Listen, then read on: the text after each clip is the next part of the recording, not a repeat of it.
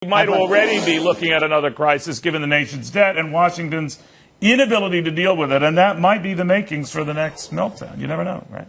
Well, now every American owes $53,000 as part of the debt. And Barack Obama, when he was a senator in 2006, said that to raise the debt ceiling and have this kind of debt, he blamed George Bush for almost doubling the debt to up to $9 trillion. And he said that it was not only irresponsible, he used the word unpatriotic.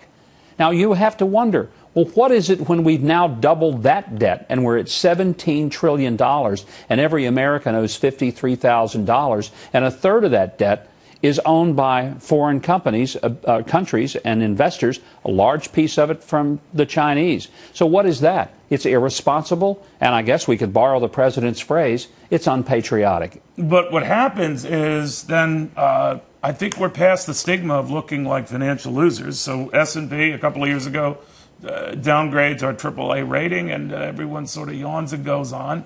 And just says, you know, beggars can't be choosers, so we go to anyone for some money, and we sort of limp on. I mean, part of, I think, this whole Syrian problem, Governor, if you think about it, is the world doesn't have much respect for how we conduct our business. Why should they? Talking about our why should they have any respect for the way we conduct our business? Because we conduct our business by the same measure that we would punish our children and that we would punish any small business owner.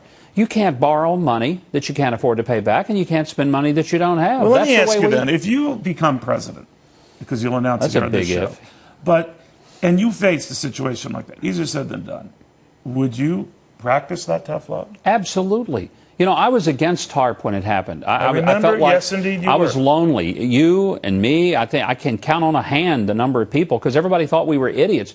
But I think what you said is what I said, and that is once you create this template that says, okay, if you're really big, we can bail you out, and we're going to bail you out. Here's the thing. Really, really rich people never quit being really, really rich through the whole process. But really, really poor people continue to be really, really poor. So who really benefited from all of this? That's right.